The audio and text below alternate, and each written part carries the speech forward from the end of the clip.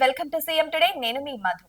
ఆంధ్రప్రదేశ్ రాష్ట్రంలో కూటమి ప్రభుత్వం అధికారంలోకి వచ్చిన నాటి నుంచి విద్యాశాఖను బలోపేతం చేయడం పైన, విద్యార్థుల చదువులపైన ఫోకస్ చేస్తుంది.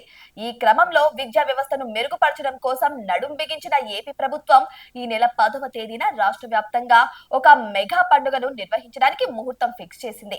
తల్లిదండ్రులు మరియు ఉపాధ్యాయుల సమన్వయంతో పాఠశాలలను మరింత బలోపేతం చేసేలా చర్యలు చేపడుతున్న కూటమి ప్రభుత్వం అందరి సమిష్టి కృషితో నాణ్యమైన విద్య, పాఠశాల విద్యార్థులకు అందుతున్న పథకాల అమలులో పారదర్శకత, అభివృద్ధి పనుల వేగవంతానికి దోహదం చేసేలా మెగా పీటీఎం 2.0 కార్యక్రమాన్ని నిర్వహించనుంది.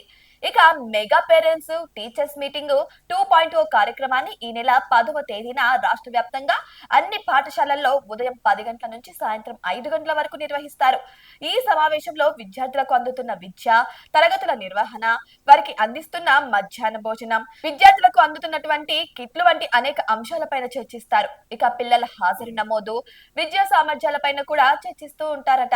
ఇక పిల్లల సమగ్ర అభివృద్ధికి తల్లిదండ్రులను, ఉపాధ్యాయులను భాగస్వాములను చేసేలా పేరెంట్స్ టీచర్స్ మీటింగ్ తో సమన్వయం చేస్తూ ప్రభుత్వం తీసుకున్నటువంటి ఈ కార్యక్రమం ద్వారా విద్యార్థులకు లాభం జరుగుతుందని ప్రభుత్వం భావిస్తుందట. అయితే విద్యార్థుల సమగ్రాభివృద్ధికి ఇవి అనివార్యమని భావిస్తుంది. ఇక ఇదే విషయాన్ని విద్యాశాఖ మంత్రి లోకేష్ కూడా వెల్లడించడం విశేషం. విద్యార్థులకు పర్యావరణం పైన అవగాహన కల్పించాలని, పాఠశాలలలో ఏకో క్లబ్లు ఏర్పాటు చేయాలని, మొక్కలను పరిరక్షించే విద్యార్థులకు గ్రీన్ పాస్పోర్ట్లు ఇవ్వాలని కూడా పేర్కొన్నారు. ఇక గిరిజన ప్రాంతాల్లో, మారుమూల ప్రాంతాల స్కూళ్లకు కూడా మొబైల్ నెట్వర్క్ అందుబాటులో ఉండేలా చూడాలని చెప్పనున్నారు. అయితే గిరిజన విద్యార్థులు బడులకు వెళ్లే దారులపై అధ్యయనం చేయాలని కూడా చెప్పారు నారా లోకేష్. ఇక అవసరం అనుకున్న చోట్ల కొత్త భవనాల నిర్మాణం చేయాలని కూడా సూచించారు.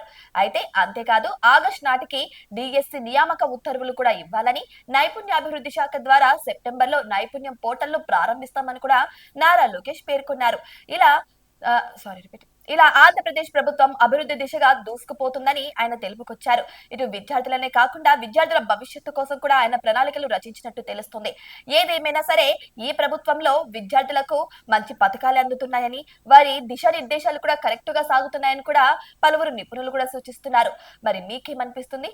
లోకేష్ తీసుకున్న ఈ నిర్ణయం కరెక్టే అంటారా, లేకపోతే రాంగ్ అంటారా? మీ అభిప్రాయాన్ని కామెంట్ బాక్స్ లో కామెంట్ రూపంలో తెలియజేయండి.